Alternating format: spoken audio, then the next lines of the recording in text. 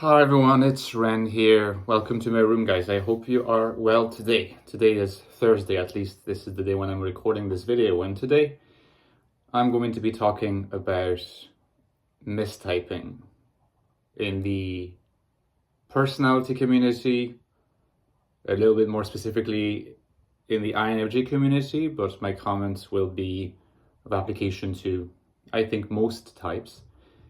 Before I move on to discuss this topic, just keep in mind that I have written a book on the INFJ type, came out about 2 months ago. It's doing really well, getting good reviews. It's available in the description box to all the countries via Amazon for less than $10 in paperback and ebook format.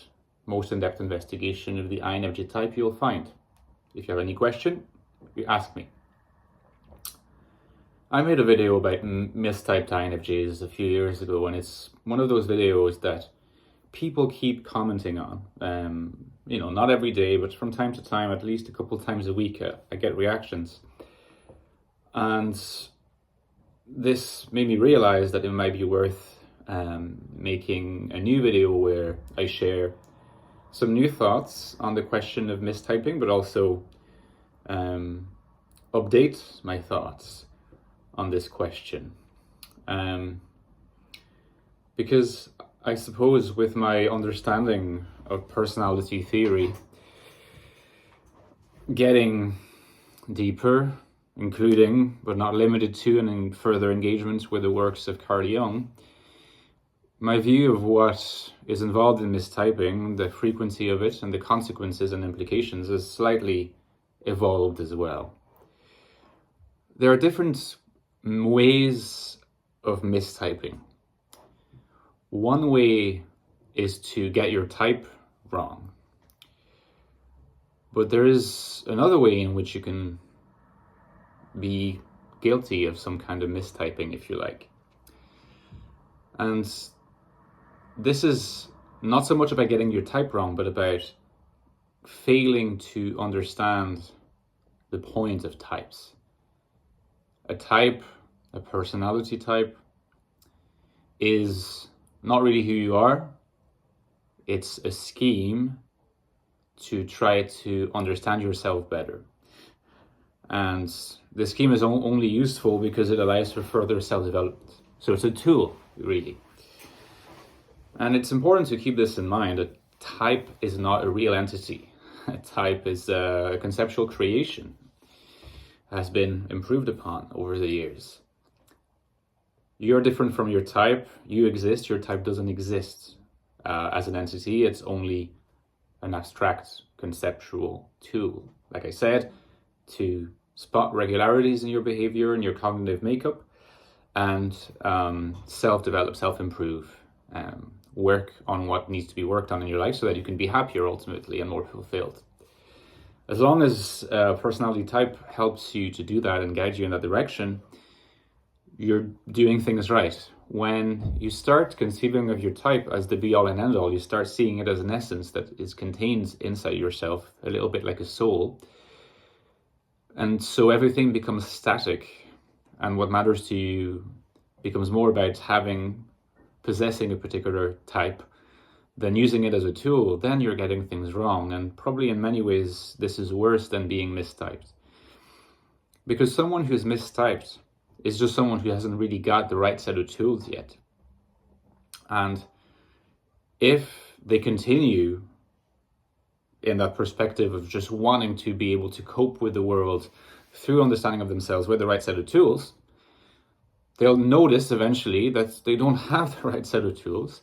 So an INFP might come to realize that the INFJ, instrument or concept that they have embraced for a while, they'll come to realize it doesn't really work for them. Because my explanations about NISE alienation, for example, or about the haziness of FETI won't resonate with them as much as they resonate with others. And so they start looking elsewhere to find what resonates better. And then they might keep from me certain aspects they find useful that are probably conceptual elements of the apparatus that are across, maybe work across, say, INF types, something like that. And there's no issue with that. So if your perspective is to look forward to self-improvement and to using this concept of type as a tool, then it's not really a massive issue if you're mistyped, because in some way you're on the way to probably finding your right set of tools sooner or later, unless you give up your search and move on to other interests in your life. Perhaps you're still focused on self-improvement, self-understanding, and coping with the world, but you come across something completely different from personality theory to get that purpose sorted out. And that will be fine as well. Not everybody needs the same theories, the same tools to cope with the world. People have different needs, and different toolboxes can help address these various needs. So mistyping is not a massive issue. I think that misunderstanding the nature of type is a worse one.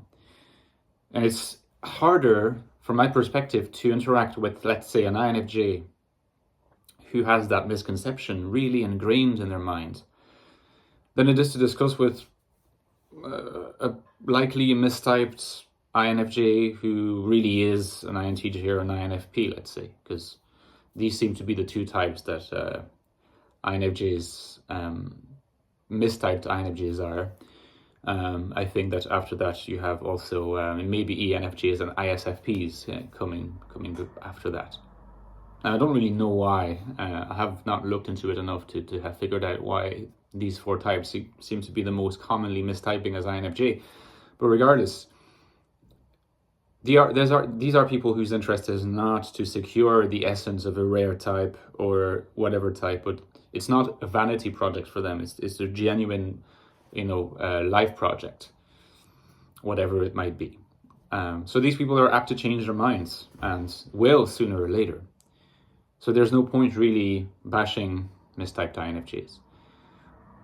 The issue, I think, becomes more acute when somebody combines both miscalculations. Someone, for example, who's mistyped, but also has the wrong understanding of what the point of type is. Now, these people are possibly detrimental to the community because they're likely to castigate others for being mistyped as if that was a flaw that was a terrible thing that they should never have committed. Because it's intimidating behavior, it's boxing people in, it's bullying in some way, but it's also, I think it's like a reversal of a persecution complex. These people probably know in some part of themselves are not comfortable with their label, but they care about it so much that they try to assert it by depriving others of it. Sometimes not even accurately. Sometimes, a mistyped INFJ can accuse genuine INFJs of not being INFJs. Sometimes they will be more militant than anybody else. Number one, because they have this misunderstanding of what the point of type is. It's not an essence, it's not something static that you own once and for all. It's a tool for a life project.